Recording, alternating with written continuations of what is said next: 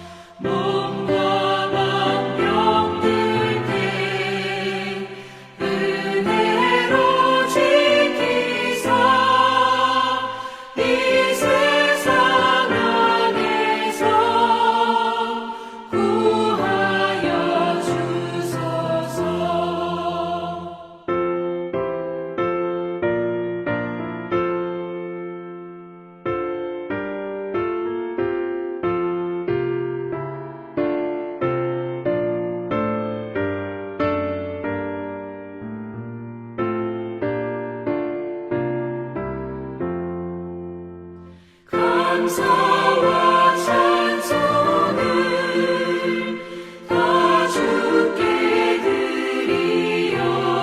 드리어라. 저 높은 곳에서 다스리시는 주님, 영원한 하나님, 다 경배하여라. 전에도 이제도 장래도 영원히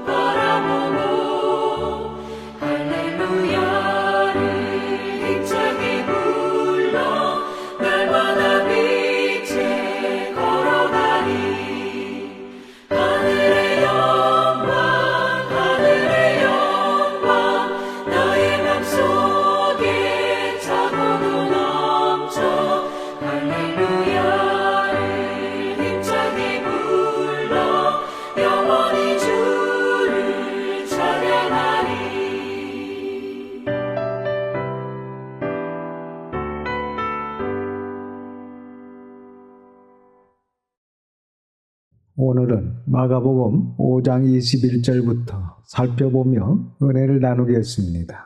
21절입니다. 같이 읽겠습니다. 예수께서 배를 타시고 다시 맞은편으로 건너가시니 큰 무리가 그에게로 모이거늘 이에 바닷가에 계시더니 21절 본문에 예수님께서 배를 타시고 다시 맞은편으로 건너가셨다고 하십니다. 이 말씀은 지난 시간에 살펴본 거라사인의 지방에 군대 귀신 들린 그 한 사람을 고쳐주시고 다시 가버나움으로 돌아가신 것을 말씀하시는 것입니다. 그러니까 예수님께서는 이 군대 귀신 들려 고통받고 있는 이 한 사람을 고쳐주시기 위해 갈릴리 바다를 건너오셨던 것입니다. 예수님께서 이 군대 귀신이 사람이 감당할 수 없는 너무 악한 귀신이기 때문에 이 군대 귀신을 그 사람에게서 내쫓으시기 위해서 큰 풍랑이 일어나는 가운데서도 주무실 수밖에 없는 피곤한 몸으로 오셔서 그 귀신을 내쫓으시고 다시 배를 타시고 가버나움으로 돌아가신 것을 볼 수 있습니다. 다음 22절부터 43절까지는 회당장 야이로의 딸과 예수님의 옷을 만진 여인의 이야기가 나옵니다. 22절과 23절입니다.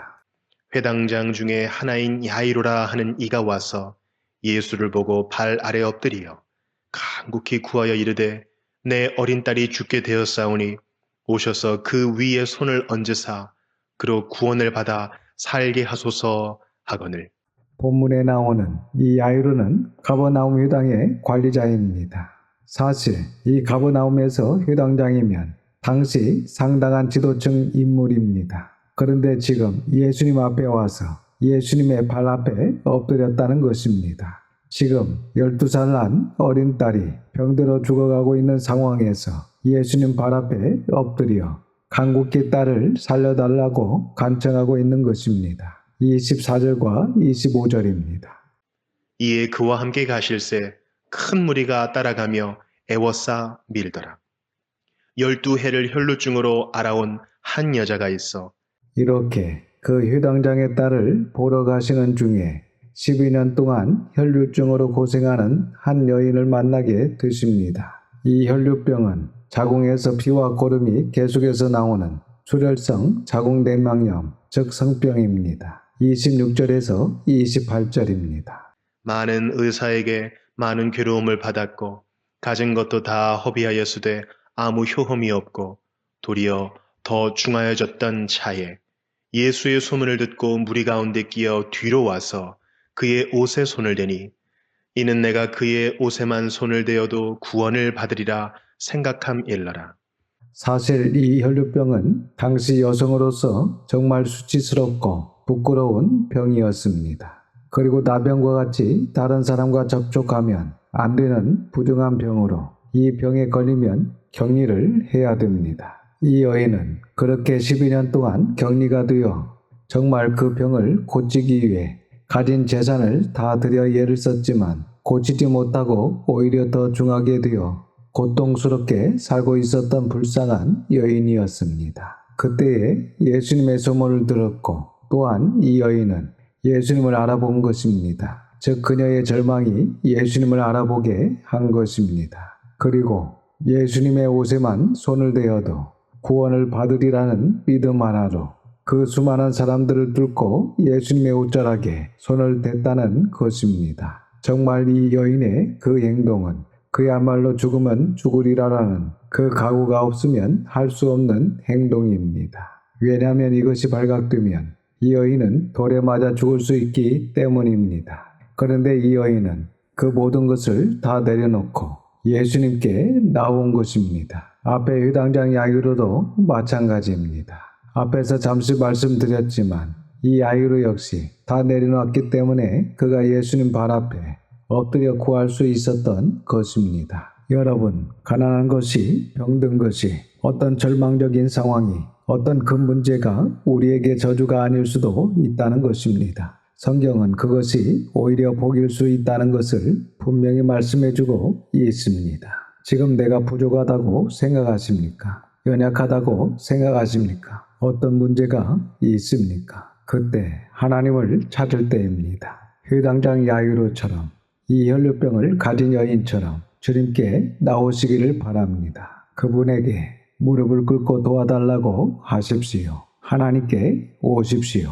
그러면 도와주실 것입니다. 감사로 하나님께 찬송하게 될 것입니다. 이 여인처럼 또한 회당장 야이로처럼 예수님께 왔기 때문에 문제 해결을 받았습니다. 이 야이로는 당시 회당장으로 지도층이고 상당히 부유한 사람으로 아쉬운 것이 없는 사람입니다. 그러한 사람이 저 시골 나사렛 출신 그것도 30대 초반인 예수님 앞에 무릎을 꿇을 이유가 없습니다. 그런데 이렇게 문제가 생기니까 심령이 가난해지니까 예수님 발 앞에 엎드려 간곡히 구하게 되었던 것입니다. 이 혈류증을 앓았던 여인 역시 병을 낫기 위해 있는 재산을 다 써버리고 이제 모든 것을 포기할 수밖에 없을 때 마지막으로 병을 낫겠다는 마음에 예수님의 옷자락에 손을 대게 되었던 것입니다. 그래서 어떤 문제가 있더라도 그 문제가 우리를 예수님께 나오게 하고 예수님께 엎드리게 한다면 그 문제는 더 이상 문제가 아니고 우리를 살리는 생명줄이 될 수 있다는 것입니다. 그래서 중요한 것은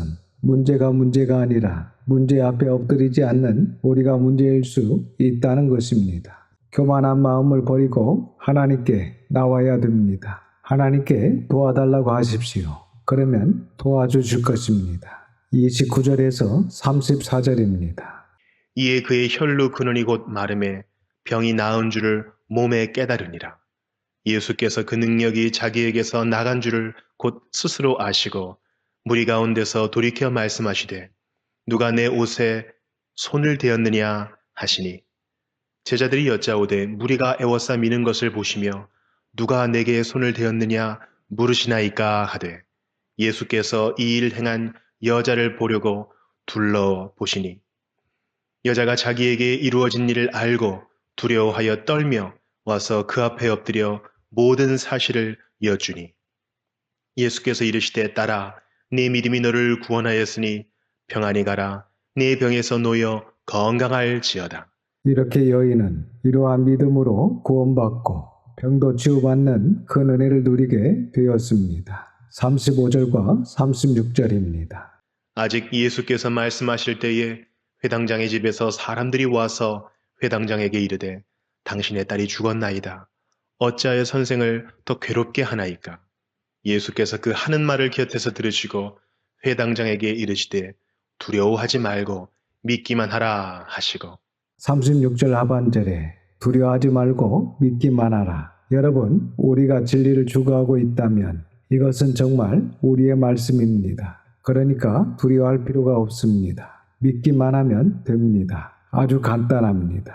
우리가 진리만 제대로 추구하고 있다면 사실 본문의 이 회당장은 지금 12살 된 딸이 죽었습니다. 그런데 어떻게 두려워하지 않을 수 있습니까? 얼마나 두렵고 슬프고 아픈 상황입니까? 그런데 예수님께서는 두려워하지 말라는 것입니다. 그리고 믿기만 하라는 것입니다. 그래서 믿음의 세계는 우리의 어떤 이성을 넘어서는 것입니다. 37절에서 41절입니다.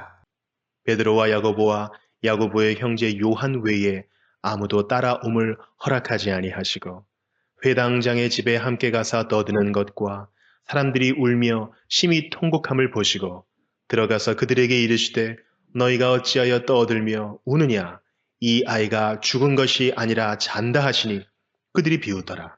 예수께서 그들을 다 내보내신 후에 아이의 부모와 또 자기와 함께한 자들을 데리시고 아이 있는 곳에 들어가사 그 아이의 손을 잡고 이르시되 달리다굼 하시니 번역하면 곧 내가 네게 말하노니 소녀야 일어나라 하심이라. 41절에 달리다굼은 원래 아람어 탈리타콤입니다. 뜻은 소녀야 일어나라 이런 뜻입니다. 그러니까 지금 예수님께서 헬라어 히브리어가 아닌 아람어로 말씀하셨습니다. 이것은 그 당시 갈릴리 지역에서 쓰는 사투리라고 할 수 있습니다. 42절과 43절입니다. 소녀가 곧 일어나서 걸으니 나이가 12살이라 사람들이 곧 크게 놀라거늘 예수께서 이 일을 아무도 알지 못하게 하라고 그들을 많이 경계하시고 이에 소녀에게 먹을 것을 주라 하시니라. 이렇게 예수님께서는 이런 이력과 기적을 소문내지 말라고 경계하셨습니다. 사실 이런 이력과 기적으로 인해 본질이 희석될 수 있기 때문입니다. 그래서 우리가 자랑할 것은 이런 이적과 기적이 아니라 복음, 이 진리밖에 없습니다. 그리고 많은 신학자들이 이 마가복음을 가리켜서 기독교 변증서다 이렇게 이야기합니다. 그러니까 당시 로마가 온 세계를 지배하던 시대에 헬라인이 기독교를 봤을 때는 새롭게 생긴 종교인 것입니다. 즉 지금까지 보지 못했던 종교입니다. 특별히 유대인들의 방해로 기독교는 이상한 종교다 이런 소문이 퍼지기 시작하고 있었습니다. 그래서 헬라어에 능통한 이 마가가 헬라인들, 이방인들에게 기독교는 이상한 종교가 아니고 기독교는 선하고 아름답고 옳은 종교이다. 그리고 예수님께서 하신 일을 봐라. 선하고 아름다운 일만 하신 분이 아니냐. 이렇게 하면서 그야말로 군더더기 없이 정말 옳고 선하고 아름다운 이야기들만 가득 채운 변증서가 바로 이 마가복음이라는 것입니다. 우리가 지금 살펴보고 있는 이 이야기도 정말 군더더기 없이 아름답고 선한 이야기만 가득 차 있지 않습니까? 하나님 나라에 대한 이야기라든지 귀신 들려 미쳐버린 자를 고쳐주신 이야기라든지 12년 동안 고통받고 있던 혈류증 여인을 고쳐주신 이야기라든지 12살에 죽어버린 야이로의 딸을 살려주신 이야기라든지 이것이 다 아름다운 이야기지 않습니까? 이러한 아름다운 일들을 식사하실 겨를도 없이 하신 분이 예수님이시다. 이분이 아름답지 않느냐? 이분이 옳지 않느냐? 이분이 선하지 않느냐? 이런 변증을 하는 성경책이 바로 이 마가복음이라는 것입니다. 이 마가가 헬라어로 마가복음을 기록해서 헬라인들에게 변증을 하였고 또한 이 복음서를 읽었던 당시 초대교회 성도들이 옳고 선하고 아름답게 즉 마가복음의 선한 메시지를 문자 그대로 지켜냅니다. 그러니까 마가는 문자로 변증을 했고 당시 초대교회 성도들은 삶으로 변증을 했다는 것입니다. 그래서 로마 시대에 하나님의 말씀이 흥왕하게 되는 역사가 있게 되었다는 것입니다. 지금 역시 이 성경 66권의 말씀은 진리를 변증하고 있습니다. 우리 기독교를 변증하고 있습니다. 그렇기 때문에 지금 우리에게 필요한 것은 우리의 삶을 통해서 우리가 옳게, 선하게, 아름답게 변증해낼 때에 그나마 조금이라도 말씀이 흥왕한 역사가 우리 교회를 통해서 일어나게 된다는 교훈을 우리가 충분히 발견할 수 있습니다. 계속해서 6장을 이어서 보겠습니다. 1절입니다. 예수께서 거기를 떠나사 고향으로 가시니 제자들도 따르니라. 본문의 거기는 선교 본부가 있는 가버나움을 말합니다. 그러니까 예수님께서 가버나움을 떠나서 고향 나사렛으로 가셨다는 것입니다. 2절입니다. 안식일이 되어 회당에서 가르치시니 많은 사람이 듣고 놀라 이르되 이 사람이 어디서 이런 것을 얻었느냐? 이 사람이 받은 지혜와 그 손으로 이루어지는 이런 권능이 어찌 됨이냐? 지금 예수님께서 나사렛에 있는 회당에서 가르치셨는데 고향 사람들이 듣고 놀라워합니다. 그리고 예수님의 지혜와 그 손으로 이루어진 권능을 직접 보았습니다. 그런데 그것을 보고 그들은 놀랄 뿐이지 믿음은 생기지 않았다는 것입니다. 3절을 보겠습니다. 이 사람이 마리아의 아들 목수가 아니냐? 야고보와 요셉과 유다와 시몬의 형제가 아니냐? 그 누이들이 우리와 함께 여기 있지 아니하냐 하고 예수를 배척한지라. 이 사람이 마리아의 아들 목수가 아니냐? 이 말은 예수님을 비아냥거리는 말입니다. 그러니까 목수 주제에 이런 의미입니다. 그리고 본문에 요셉의 아들이라고 하지 않고 마리아의 아들이라고 했는지는 지금 신학자들의 의견이 분분합니다. 아버지 요셉이 일찍 돌아가신 것이 아닌지 아니면 이건 역시 비아냥거리는 표현이 아닌지 이렇게 두 가지 이야기가 있는데 하지만 그 어떤 것도 확실한 것은 없습니다.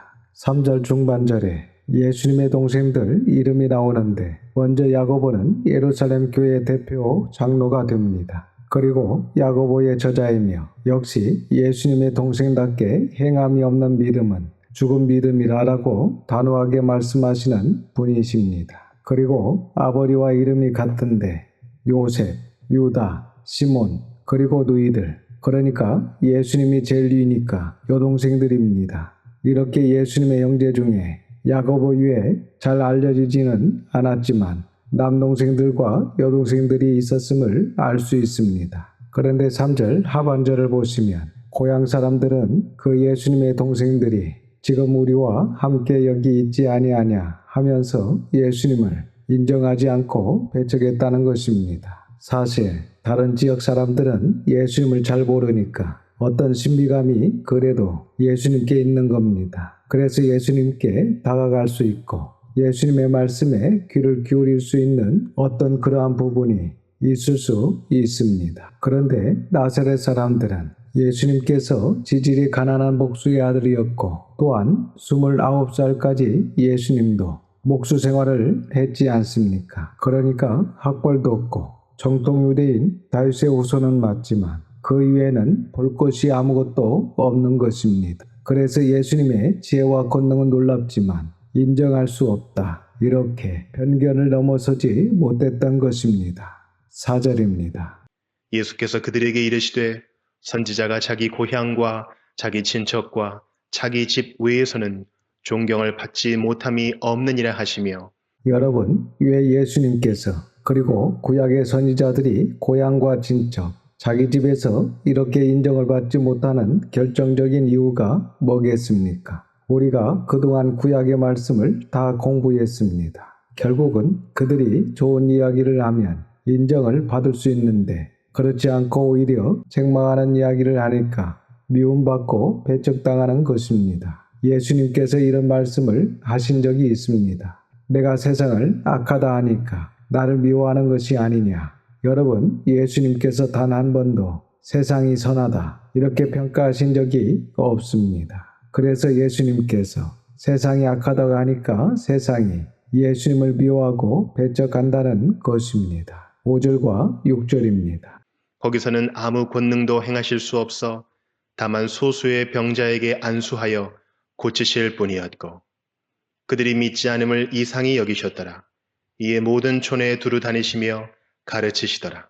이렇게 믿지 않는 사람은 어찌할 수 없습니다. 그렇다고 포기하면 안 됩니다. 예수님처럼 일을 계속해서 진행해 나가야 됩니다. 이제 7절에서 13절 말씀은 12제자를 부르셔서 2명씩 보내시는 장면이 나옵니다. 7절입니다. 12제자를 부르사 둘씩 보내시며 더러운 귀신을 제어하는 권능을 주시고 예수님께서 제일 먼저 제자들에게 주신 권능이 바로 귀신을 제어하는 권능입니다. 이때는 12제자에게 귀신을 제어하는 권능을 주셨지만 오늘날은 마가복음 마지막 장을 보시면 믿는 자들에게는 이런 표적이 따르리니 곧 그들이 내 이름으로 귀신을 쫓아내며 이렇게 믿는 자들 모두에게 귀신을 제어하는 권능을 주셨습니다. 8절과 9절입니다. 명하시되 여행을 위하여 지팡이 외에는 양식이나 배낭이나 전대의 돈이나 아무것도 가지지 말며 신만 신고 두 벌 옷도 입지 말라 하시고 이 말씀은 전도자가 물질적 소유를 최소한으로 줄이고 하나님만을 전적으로 의지하라는 것입니다. 그러니까 전도자가 가진 것이 적어야 전도가 된다는 것입니다. 전도자가 가진 것이 많으면 오히려 전도가 되지 않습니다. 전도에 방해가 됩니다. 여러분, 만약에 가진 것이 많아서 한 손에 성경책을 들고 한 손에는 금원보화를 들고 가보십시오. 그러면 사람들이 성경을 보겠습니까? 금원보화 돈을 보겠습니까? 어떤 것을 보겠습니까? 그래서 전도자는 가진 것이 적어야 됩니다. 10절입니다. 또 이르시되 어디서든지 누구의 집에 들어가거든 그 곳을 떠나기까지 거기 유하라. 그러니까 그 집이 복음을 받아들이면 그곳에 머물고 더 좋은 집, 더 좋은 대우를 하는 곳을 찾아 옮겨 다니지 말라는 것입니다. 11절입니다. 어느 곳에서든지 너희를 영접하지 아니하고 너희 말을 듣지도 아니하거든 거기서 나갈 때에 발 아래 먼지를 떨어버려 그들에게 증거를 삼으라 하시니 당시 유대인들은 이교도 지방에서 돌아올 때 발에 묻은 흙을 덜어버리고 자기 땅으로 들어왔습니다. 그것은 우상 숭배하는 땅에서 묻은 더러운 것을 거룩한 땅에 묻히지 않으려는 상징적인 행위였습니다. 그래서 이 말씀은 복음을 거부하는 사람이나 마을은 누구든지 이방인 취급을 받게 될 것이다. 이런 의미가 됩니다. 12절과 13절입니다. 제자들이 나가서 회개하라 전파하고 많은 귀신을 쫓아내며 많은 병자에게 기름을 발라 고치더라. 본문에 기름을 발라 고친다는 말씀이 나옵니다. 사실 당시는 대부분의 병이 피부병입니다. 그래서 이 기름은 피부병에 바르는 약입니다. 즉 이 말씀은 그냥 기도만 할 것이 아니라 약을 쓰면서 기름을 바르면서 기도해라 그런 이야기입니다. 어떤 분들은 아플 때나 병이 걸렸을 때 본인의 믿음을 테스트하고 하나님께서 고쳐주실 때까지 약을 쓰지 않고 우기는 사람들이 있습니다. 그러다가 병을 더 키우기도 하고 하나님께서 고쳐주시지 않을 때 절망해버리는 사람들이 있습니다. 그러나 우리는 적절하게 약을 쓰면서 의사의 도움을 받아 치료해야 됩니다. 야고보서 5장에도 보면 주의 이름으로 기름을 바르며 그를 위하여 기도할지니라 이렇게 말씀하고 계십니다. 여기 이 기름을 바르며 이 말씀도 바로 약을 쓰면서 기도하라 이런 말씀입니다. 그래서 지금도 진리를 추구하고 특별히 우리가 미전도 종족에게 가서 전도와 선교를 하게 되면 이러한 이적이 일어나기도 합니다. 하지만 이 초창기에는 이러한 이적과 기적 더 강하게 나타납니다. 왜냐하면 복음이 뿌리를 내려야 되는 시기이기 때문에 이러한 힘의 뒷받침을 훨씬 더 필요했던 초기 역사, 어떤 원시복음, 초기 복음의 모습을 볼 수 있습니다. 오늘은 여기까지 보고 다음 시간에 14절부터 살펴보도록 하겠습니다. 기도하겠습니다. 아버지 하나님, 하나님의 거룩하신 이름을 찬양합니다. 오늘도 예수님께서 이 땅에 오셔서 친히 행하신 귀하고 아름다운 일들을 살펴보며 은혜를 받게 하시니 감사를 드립니다. 이처럼 귀신을 제하고 병을 낫게 하고 죽은 자를 살리는 권능이 예수님께 있음을 이것이 기록하여 오고 오는 세대에 이 성경을 읽는 자들에게 알게 하시고 또한 그 권능이 예나 지금이나 동일하게 예수님께 있음을 믿을 수 있도록 저희들의 눈과 귀를 열어보고 듣게 하시니 감사를 드립니다. 더 나아가 마지막 날에는 우리를 죽음 가운데서 다시 살려주실 것을 온전히 믿을 수 있도록 은혜를 주셔서 진정 감사를 드립니다. 이 큰 은혜를 받은 저희들 초대교회 성도들처럼 믿음의 선진들처럼 옳게 선하게 아름답게 순종하는 우리의 삶을 통해서 그나마 조금이라도 말씀이 흥황한 역사가 우리 교회를 통해서 일어날 수 있도록 붙들어 주시고 인도하여 주시옵소서. 이번 한 주간도 하나님의 선한 손의 도우심을 간구하며 우리 구주 예수님의 이름으로 기도드립니다. 아멘. 지금은 우리 구주 예수 그리스도의 은혜와 아버지 하나님의 그 넓으신 사랑하심과 성령님의 감화감동 역사 충만하심이 오늘 이 말씀을 듣고 아멘하며 또한 하나님의 일꾼으로 온전히 서기를 다짐하는 모든 성도들과 자녀와 가정이 함께 하시기를 우리 구주 예수님의 이름으로 축원하옵나이다. 아멘.